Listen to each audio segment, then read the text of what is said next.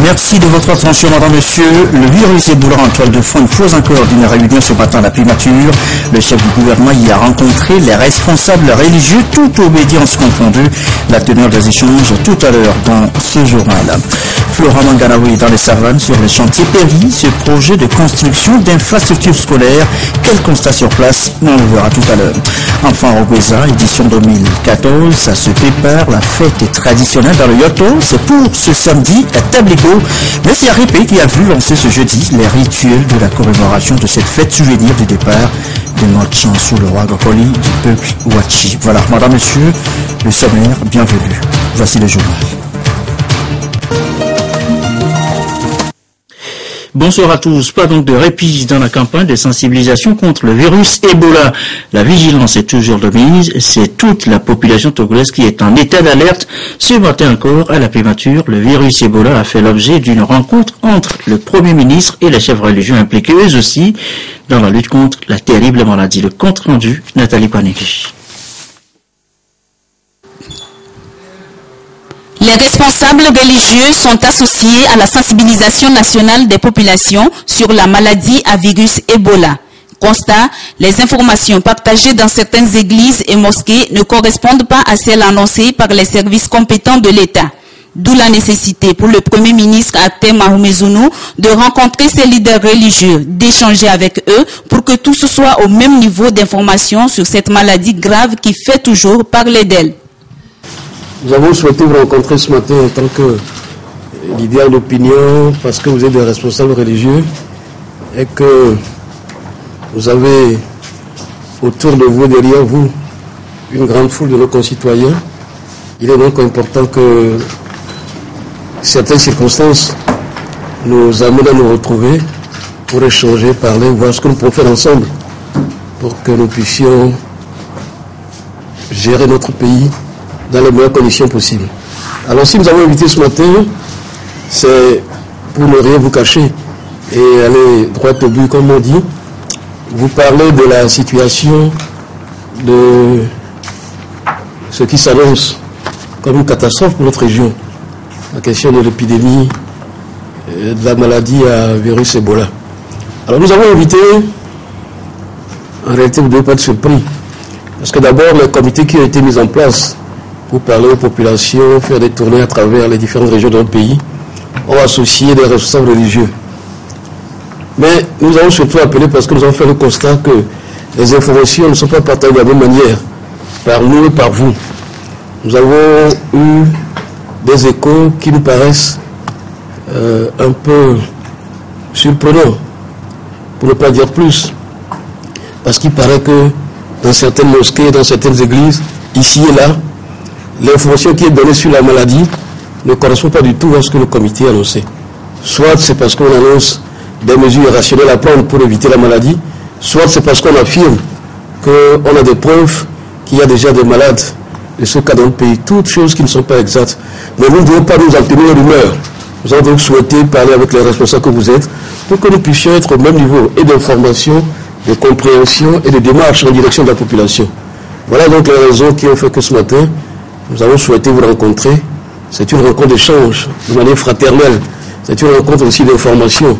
C'est aussi une rencontre d'action à mener ensemble en direction de la population, en direction de nos concitoyens pour que nous puissions juguler ce mal qui est un mal très grave. Voilà donc les raisons qui ont fait que nous avons invité tout à l'heure. Nous aurons des échanges et nous vous écouterons. Mais nous vous dirons aussi quelle est la situation réelle, quelles sont les démarches faites par l'État, qu'est-ce que nous souhaitons de vous et comment est-ce que nous pouvons ensemble, main dans la main, travailler pour mieux maîtriser et l'information et la prévention en direction des populations. Selon ces leaders religieux, cette rencontre est la meilleure voie choisie par le gouvernement afin de faire parvenir l'information juste aux populations. Pour le moment, le Togo est épargné, mais on ne sait jamais, ça peut arriver n'importe quand. Donc les dispositions que nous devons prendre dans nos couvents, les dispositions que nous devons prendre aux côtés de ces gens-là, c'est de ça que nous avons discuté. Et nous pensons que ce n'est pas la dernière discussion. Et dans les jours à venir aussi, il y aura d'autres discussions et nous pensons que c'est la meilleure voie que le gouvernement a pris et ça va essayer d'aider presque nous qui sommes des couvents, ça va beaucoup nous aider parce que c'est aujourd'hui que nous sommes bien imbibés dans cette histoire d'Ebola. Nous gardons une très bonne impression donc de cette rencontre parce que le Premier ministre a voulu d'abord nous donner de justes informations. Il faut reconnaître qu'à Lomé et dans tout le Togo, les gens sont paniqués faute de bonnes informations au sujet de la maladie d'Ebola. Et on raconte beaucoup de choses, on reçoit des SMS qui ne sont pas justes. La désinformation fragilise encore toute cette lutte qu'il faut faire contre Ebola. Donc le ministre a voulu nous rassembler, nous donner des informations beaucoup plus justes pour qu'à notre tour, nous puissions rassurer la communauté, nos différentes communautés, les pacifier et les inviter à une certaine vigilance pour que nous évitions le plus possible la maladie d'Ebola. Pas donc question de se fier aux rumeurs. Ces responsables religieux repartent suffisamment outillés pour bien mener la sensibilisation en vue d'une lutte efficace contre l'épidémie à virus Ebola. Et voilà, réunion ce matin sur Ebola à la primature. Le chef du gouvernement Artem Seliagodzi Orbezoulou s'est par ailleurs entretenu avec le nouveau directeur de l'Agence française de développement. Une visite de courtoisie de ce dernier, mais les échanges ont tout de même porté sur les opérations de l'AFD en faveur des populations togolaises. Les précisions de Benoît Lebeur au micro de Nathalie Panigui.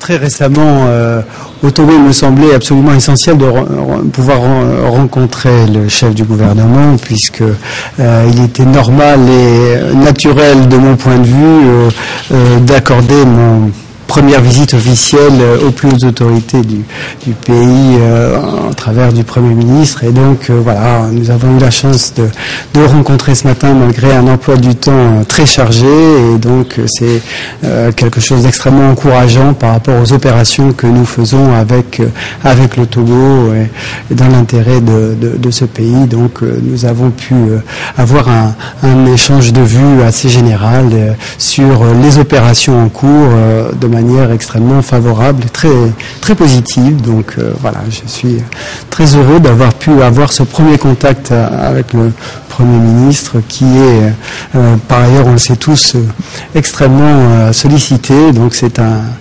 facteur d'attention très positif pour l'Agence française de développement. Nous avons des relations très anciennes avec le Togo. L'Agence française de développement est présente au Togo depuis plusieurs décennies. Nous avons été présents en permanence et donc je pense que c'est un facteur de durabilité. Je crois que nous sommes avec le pays dans une logique de construction d'opérations durables. Nous sommes là pour le long terme. Nos métiers ne sont pas à brève échéance. Nous sommes là pour travailler au service des populations et répondre aux besoins des autorités du pays et du gouvernement. Et nous faisons modestement tout ce qui est possible de faire pour répondre à l'intérêt des populations et aux besoins et aux priorités du gouvernement. La suite, la société civile togolaise appelée à s'impliquer davantage dans le processus d'intégration. Appel lancé ce matin par le Conseil économique, social et culturel de l'Union africaine, un conseil qui procède bientôt à l'élection de son bureau. Et là aussi, la société togolaise est invitée à prendre part à ces élections. La précision de Firmin Adjinari. Cette session d'information et de sensibilisation vise à motiver la société civile togolaise à s'impliquer davantage dans le processus d'intégration et de développement des pays membres de l'Union africaine. Ceci grâce à un partenariat entre les gouvernements et toutes les composantes des populations africaines. Les représentants du Conseil économique, social et culturel de l'Union africaine sont donc au Togo à cet effet pour une séance d'information sur les processus d'intégration. C'est une opportunité pour les organisations de la société civile togolaise de se mobiliser, de soumettre leur candidature pour être élus au sein de cet organe. Donc, contribuer effectivement au développement et à l'intégration de l'Union africaine. Aussi un témoignage de démocratie, d'apprentissage de la démocratie, d'indépendance de la société civile africaine, parce que nous voulons que la société civile, l'Union africaine voudrait que la société civile s'approprie l'ECOSOC, qui est un outil pour elle de contribuer à la prise de décision. Après cette étape d'information, ce sera la phase des élections des membres du Conseil économique et social pour une meilleure coordination des activités de l'Union. Des actions qui vont contribuer à la consolidation de la paix et de la sécurité en Afrique. Autre rencontre à signaler dans l'actualité ce jeudi, rencontre de sensibilisation, celle sur les opportunités qu'offre le marché financier de l'UEMOA. Rencontre d'information aussi pilotée par la Bourse régionale des valeurs mobilières, la BRVM. Elle s'appuie sur la Chambre de commerce. Que doit-on savoir précisément? Aristide Lawson, Christine Petit-Kialoulé. La Chambre de commerce et d'industrie du Togo et la Bourse régionale des valeurs mobilières, deux institutions qui ont à cœur le développement des entreprises à travers les opportunités qui s'offrent à elles. Parmi ces opportunités, celle du marché financier de l'Union économique et monétaire ouest-africaine UEMOA, objet d'une formation qu'ont reçu ces opérateurs économiques. L'idée, c'est de les amener à mobiliser des fonds sur le marché sous-régional. Concernant leur entreprise, elles ont la possibilité, pour celles qui ont des projets et qui sont à la recherche de financement, de mobiliser des montants assez conséquents, parce que c'est quand même des montants importants. Elles peuvent aussi, à travers ces informations, savoir qu'elles peuvent participer ou en tout cas prendre des parts dans le capital social d'autres entreprises. Le développement est presque impossible sans un marché financier bien structuré. Celui de l'UEMOA est bien organisé et jouit de la présence d'une banque centrale, la BCAO, d'un cadre réglementaire pour réguler les affaires, l'OADA, et d'un système comptable pour garantir les bonnes pratiques. Ces atouts devront permettre à ces opérateurs économiques d'envisager de meilleures perspectives pour leurs entreprises. Les gens ont seulement l'habitude de penser que c'est seulement les bourses, mais il y a aussi des produits, ils ont parlé de fonds communs de placement qui est FCP, et puis également le club des investisseurs. Voilà, donc c'est vraiment une grande opportunité. Donc les particuliers peuvent se regrouper en un club. D'autres formations du genre vont suivre. L'objectif poursuivi est de permettre aux opérateurs inscrits régulièrement à la Chambre de commerce d'être mieux informés à devenir des acteurs compétitifs sur le marché financier régional. Deux nouveaux membres enregistrés ce matin à la Cour d'appel de Lomé pour le compte du corps des comptables publics. L'un a prêté serment, vous allez l'entendre, en qualité de fondé de pouvoir du receveur général, l'autre comme fondé de pouvoir du payeur général du Trésor. Là, c'est répondu le récit Erno Kidiou. Le corps des comptables publics s'agrandit pour accompagner le processus d'assainissement des finances publiques entamé depuis 2006 au Togo. Deux fondés de pouvoir font leur entrée. Ametonou Koudjo, du receveur général du Trésor, et Kouchoubo Kossi, du payeur général du Trésor. Ils ont prêté serment devant la Cour d'appel de Lomé et sont engagés à servir la nation avec probité et fidélité. Je suis fondé de pouvoir du payeur général du Trésor. Et le payeur général du Trésor est assignataire de toutes les dépenses du budget de l'État. Comme fondé, je vais œuvrer à ses côtés pour mieux accomplir les tâches qui sont les siennes et qui du coup sont les miennes aussi. Moi, je suis nommé fondé de pouvoir du receveur général du Trésor. Donc, à ma qualité de fondé, je seconde le receveur général dans toutes ses fonctions. Et comme vous le savez, l'acte que nous venons de poser ce matin est un acte important. Parce qu'un comptable public qui est nommé doit prêter serment.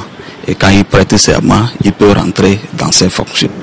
Avant de leur envoyer dans leurs fonctions, le vice-président de la Cour d'appel de Lomé, Kouyoutuadie, qui a reçu leur serment, a rappelé le sens du devoir qui leur incombe dans leur profession. Au moment où l'État a engagé des réformes significatives dans le secteur des finances, la gestion des deniers publics doit être rigoureuse afin d'engranger beaucoup de recettes pour les projets de développement.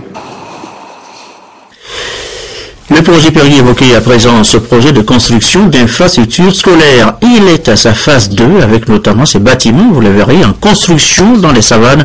Sur place, Flora Manganawe, le ministre des enseignements primaires et secondaires, a constaté l'état d'avancement des travaux.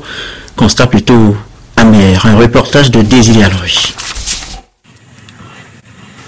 Le projet éducation et renforcement institutionnel, une initiative du gouvernement togolais soutenue par la Banque mondiale, dans sa phase 2, a prévu la réalisation des infrastructures de qualité pour le monde scolaire.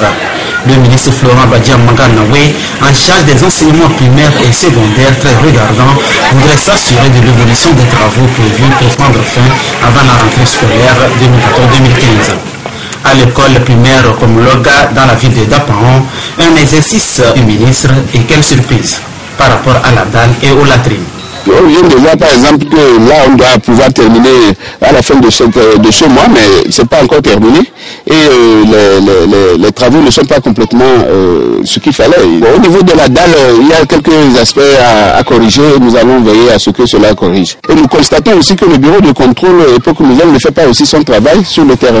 À l'EPP Nassablé, seuls 7 ferrailleurs et 3 maçons étaient présents sur le chantier. Un constat triste ici aussi à Patouak, où cette bétonnière, malgré la disponibilité des matériaux, a cessé de tourner à voir il y a quelques jours. À Koutumbang, c'est le comble. L'entreprise La Montante a osé utiliser le fer de 6 là où il ne le fallait pas, sous l'œil du bureau de contrôle Époque Nouvelle. Le contrôle, normalement c'est nous qui le faisons. Voilà ce que je viens de faire. Ça c'est ton travail ça. Mais alors, tu dois leur dire, la barre de 6 là, c'est pas ça, enlevez-moi ça.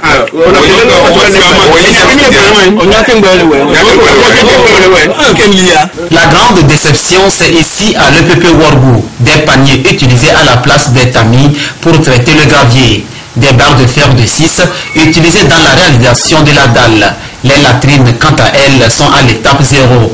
Le ministre découragé sonne au téléphone le maître d'œuvre absent sur le chantier. À 5 ans, non seulement les dimensions des salles de classe ne respectent pas les normes 9/7, mais aussi les claustras sont mal posés. Un danger. Ces joints sont plus ou moins réguliers, donc c'est ce qui fait qu'il y a eu une différence entre ce site et le site de 5AC. À 5AC, nous avons vu que par endroit même, ces joints-là n'existaient même pas. Ces joints n'existaient pas et qu'à l'intérieur, pratiquement, ils n'avaient même pas tiré les joints. Donc, les joints n'étaient pas uniformes et qui n'existaient pas. Donc, c'est ce qui a mené la commission à demander sur le chantier de 5AC à déposer tous les claustras. Sur les autres chantiers, à Djangou, à Mandouri, à Tandjouaré, c'est le même constat. Retard, manque de l'art dans le travail. Les patrons des lieux tentent de s'expliquer. Bon, disons que c'est une perte. Les murs qui sont tombés, c'est vrai, il n'y avait pas le niveau en tant que tel. Comme c'est des blocs de 10 à niveau, à vrai dire, quand même, on est en retard. Mais ce retard aussi, disons que on a eu des problèmes de matériaux. Parce que, et puis aussi que on a eu des problèmes de barres. Les barres, il faut un diamètre donné. Mais les barres qu'on a ici à Dapaon ne sont pas conformes. Donc on était obligé d'aller jusqu'à la base et commander les barres avant que ça ne nous arrive. Et aussi, problème de ciment, parce qu'on avait commandé le ciment, c'était pas vite arrivé. Devant ces manquements graves, des entreprises La Montante, Gracie Blessing Kouba et Gester, qui trahissent les efforts du gouvernement togolais, le ministre décide de mettre en régie les travaux de ces 36 salles de classe, 12 bureaux, les latrines et 12 magasins financés à hauteur de 407 millions de francs CFA. Mais nous avons l'impression que le travail confié à Géture, qui a sélectionné des ouvriers, la sélection n'a pas été à la hauteur de nos espérances. Parce que pour vous dire la vérité, c'est vrai que nous avons été complètement déçus, non seulement dans les délais. Toutes les écoles qui sont en construction accusent des délais de retard, d'environ près de 3 mois de retard, ce qui est inadmissible. Et en plus, du point de vue aussi de la qualité des bâtiments, nous avons aussi remarqué qu'il y a un certain nombre de malfaçons et nous étions nous-mêmes obligés de casser certaines constructions et demander même que certains claustras soient déposés. Alors les dispositions que nous prenons, c'est justement de mettre ces entreprises en régie. Le ministre Maganawe devrait retrouver son sourire qu'ici à l'EPP Batoré. Un exemple à suivre. Après 2 mois de travaux de la phase 3 du Péri, l'entreprise TS, avec l'appui des communautés, a réalisé un taux d'avancement de 115% avec 28 millions de francs CFA, y compris l'équipement, contre 33 millions de francs CFA pour les autres sans équipement. Une question se pose alors. Faut-il impliquer l'approche communautaire dans la réalisation de ce genre de travail? En tout cas, 2 réunions se tiendront lundi et mardi selon le ministre à son cabinet à Lomé. Situation contraire un peu dans la Bina. Ici, les efforts sont plutôt récompensés. Les producteurs ont le sourire. En SAT, l'Agence nationale de la sécurité alimentaire vient de leur racheter des tonnes de sacs de céréales. Ça vaut de l'or pour ces valeureux paysans. Vous allez les entendre dans ce reportage de Nestor Moujou et notre bureau à Cara. La campagne agricole 2014-2015 est suffisamment avancée, mais les producteurs de céréales ont encore des stocks de la saison écoulée dans les magasins attendant des preneurs. L'Agence nationale de la sécurité alimentaire du Togo, qui passe pour être l'un de leurs meilleurs espoirs, continue de se ravitailler à travers des opérations qu'elle mène dans les différentes préfectures. La localité de Tikawa, dans la Bina, a accueilli une des opérations de collecte de l'ANSAT sous les yeux du ministre de l'Agriculture, de l'Élevage et de la Pêche. Les paysans qui ont pu livrer leur maïs à l'ANSAT sont comblés. Je viens de vendre 6 sacs de maïs. J'ai eu 48 000 francs CFA. Ça me permettra d'acheter de l'engrais pour cette campagne agricole. Je suis très contente. Mon souhait est que ceux qui sont venus nous prendre nos produits reviennent l'année prochaine. Je suis très ravi pour leur dire que c'est un ouf de soulagement pour cette journée parce que toute la population attendait impatiemment. Mais aujourd'hui, chose faite, nous avons eu au moins enlever le stock qui nous dérangeait. Je dis vraiment un ouf de soulagement, un merci vis-à-vis des autorités de ce pays, en l'occurrence le chef de l'État. Les opérations de l'Agence nationale de la sécurité alimentaire du Togo sont faites de sorte à couvrir l'ensemble du pays tout en privilégiant les producteurs les plus vulnérables. Il s'agit de faire des achats chez ceux qui ont des difficultés à avoir accès au marché. Il s'agira de toucher les plus vulnérables le maximum possible. À Tikawa, actuellement, on a mobilisé 15 tonnes. Cela fait 2 400 000. L'ANSAT achètera ce qu'elle peut, a fait savoir le ministre de l'Agriculture, de l'Élevage et de la Pêche, qui a demandé aux producteurs de prendre des dispositions pour chercher d'autres débouchés. Autre opération évoquée ce soir, le marquage des armes à feu. Ça concerne les détenteurs ainsi identifiés de ce type d'armes dans le Tône. C'est là que ça se passe. En quoi consiste l'opération? Eh bien, voici les explications de Désiré Aloy. Le Togo, dans l'optique de sauvegarde de la paix et de la sécurité, prend des initiatives concrètes. Le marquage des armes à feu va dans ce sens. Ici, sur l'esplanade de la préfecture de Tône, les détenteurs ont répondu nombreux à l'appel du gouvernement togolais pour se faire identifier et procéder au marquage de leurs armes à feu. Le marquage se déroule comme suit. On pose le logo de la CEDEAO et le numéro d'enregistrement. Donc après le logo et le numéro d'enregistrement, on enregistre, on confie, on remet l'arme au propriétaire. Donc ce qui démontre que l'arme est totalement enregistrée. Une opération qui prendra 2 jours pour le compte de la préfecture de Tône, puis la commission se rendra dans les autres préfectures. Tiedam Paletogou, détenteur d'armes à feu, pense que cette opération est nécessaire. Déjà c'est une sécurité pour moi. Je crois que si même mon arme est volée, je crois qu'on peut retrouver, ou si un braqueur utilise mon arme ailleurs, on peut facilement identifier. Je crois que c'est une bonne chose pour que l'État ait l'idée d'immatriculer les armes, parce que nous sommes dans un monde où la détention des armes cause l'insécurité. Je compte voyager, même aller à Nalouat, pour avertir mes parents pourquoi les gens sortent pour aller. Je vais leur expliquer que c'est une bonne chose de ne pas avoir peur, on n'arrache pas. S'identifier et marquer son arme est un acte citoyen et civique. Objectif, permettre à l'État togolais d'avoir un chiffre exhaustif d'armes à feu sur son territoire et contrôler leur circulation afin de se conformer aux décisions des chefs d'État de la CEDEAO. Nous rassurons toute la population de venir aisément, sans crainte, faire enregistrer leurs armes. Le processus a commencé il y a déjà longtemps. Il y a 3-4 mois que nous sommes passés ici pour faire la sensibilisation et depuis ce temps, faire enregistrer les armes. S'il était question d'interpeller les détenteurs, on les aurait interpellés depuis. S'il y en a qui se cachent, s'il y en a des détenteurs illégaux, ça veut dire qu'ils ont d'autres intentions. Alors, s'ils sont démasqués, s'ils sont arrêtés, alors ils subiront donc la rigueur de la loi. Cette opération a pour but en somme de lutter efficacement contre le trafic illicite des armes et contribuer à l'éradication du grand banditisme sur le territoire togolais. Il est 20h26. On revient maintenant et comme d'habitude, chaque jeudi, à la page sportive de cette édition. Bonsoir Claude. Oui, bonsoir. Et merci de nous rejoindre. Les éperviers juniors sont attendus dimanche au Mali pour défier les Aiglons au dernier tour préliminaire de la Coupe d'Afrique des Nations juniors. Oui, je sens pour une bonne prestation à Bamako. Les éperviers juniors sous la houlette du coach Adam Fazazi peaufinent les derniers réglages. Hier, un tour au stade de Kégué a permis à Martin Sandani Mankoubi de constater le travail qu'effectuent nos ambassadeurs. Les éperviers juniors à une marche de la CAN de leur catégorie.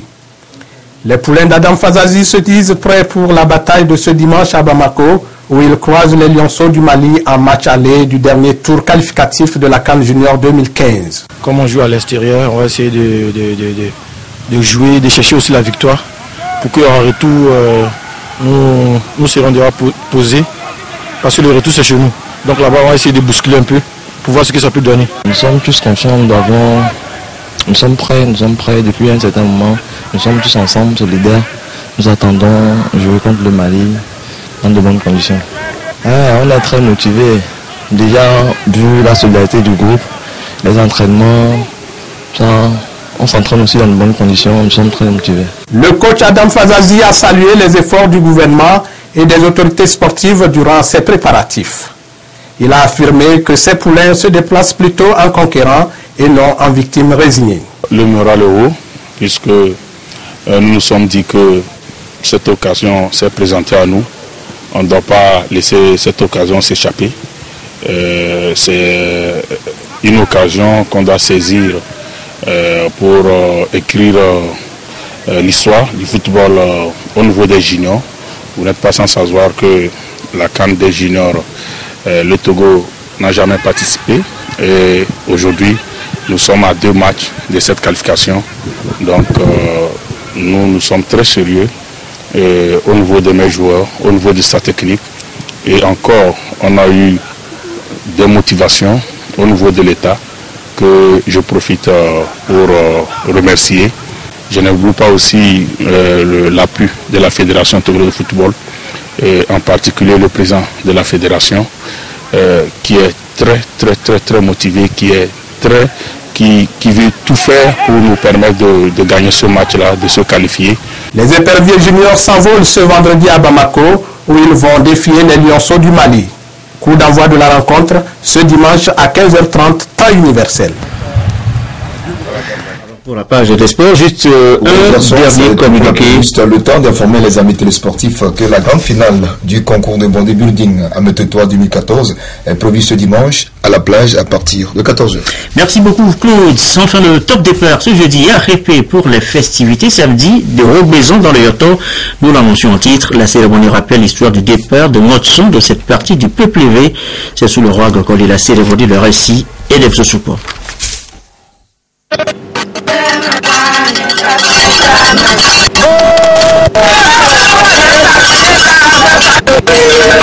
Les populations de la préfecture de Yoto dans la dynamique de revalorisation et de sauvegarde des pratiques ancestrales. La fête traditionnelle Robe-Maison leur offre l'opportunité d'exprimer cette identité culturelle à laquelle elles restent attachées.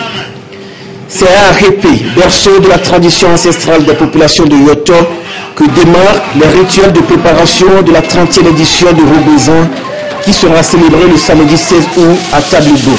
Une fête qui permet aux populations de Yoto de se rappeler les circonstances dans lesquelles leurs aïeux ont quitté vers le XIIe siècle Montien sous le roi de Koli. Robezan en langue wachi signifie le jour du départ. Et vous savez que ça fait des siècles que nos parents ont quitté Motien pour se retrouver un peu la population éveillée a quitté Motien. Il y a une partie qui a émigré vers le Yoto, qui était venu d'abord rester à Arépé. Toutes les filles et tous les fils de Yoto, quelle que soit leur tendance politique, quel que soit leur rang social, se mettent ensemble pour se rappeler ce départ-là, mais aussi pour faire des réflexions sur comment améliorer les conditions de vie des populations. Aujourd'hui, c'est la cérémonie rituelle à Arépé. On fait ça tous les jeudis. Je lance un appel solennel à tous les filles et fils cadres de la préfecture de Yoto de revenir le samedi. Ensemble, nous allons fêter. Ici, à Arépé, on implore les mains des ancêtres pour que la fête soit belle. La capture d'au moins 3 biches est un bon présage qui confirme que dans 48 heures, Robezan aura lieu en toute sérénité pour des retrouvailles nostalgiques et conviviales. Deux communiqués avant de refermer cette édition. Le premier, celui du ministre des Enseignements primaires et secondaires qui porte à la connaissance des candidats à la session de remplacement du brevet d'études du premier cycle BEPC du baccalauréat première partie Bac 1 que les épreuves écrites se dérouleront les 19, 20 et 21 août 2014 au lycée Tokwan 2. Par ailleurs, les listes des candidats peuvent être consultées à la direction des examens, concours et certifications et audits centre d'écrit à partir du 15 août 2014. L'appel des candidats débutera à 7 heures et l'accès à la salle d'examen est subordonné à la présentation d'une carte scolaire ou d'une carte nationale d'identité en cours de validité. L'autre communiqué, celui du ministre de la Défense et des anciens combattants. Une commission de l'armée de l'air française organise à Kara et à Lomé du 7 au 20 septembre 2014 des tests psychotechniques de présélection de candidats pour les différentes spécialités aéronautiques au profit de l'armée de l'air du Togo. Vous verrez les conditions requises dans le quotidien national Togo Presse apparaître lundi. Voilà, fin de cette édition. On se quitte sur les images de cette réunion annoncée tout haut ce matin à la primature autour du Premier ministre, les chefs religieux, toute obédience confondue, au menu des échanges, des informations sur le virus Ebola. La fièvre hémorragique est dans tous les esprits, même dans les églises et mosquées. Le programme ce soir, la météo bien sûr. Cléo Sabine Poco sera chez vous et juste après ce journal, 21h15, Dorothée Tabu Ibrahima ouvre l'antenne aux femmes, 22h30, nos dernières infos. Merci à vous qui nous suivez à Bamako, au Mali, ce soir, sur la télévision togolaise et comme d'habitude, toujours fidèlement. Excellente fin de soirée chez vous.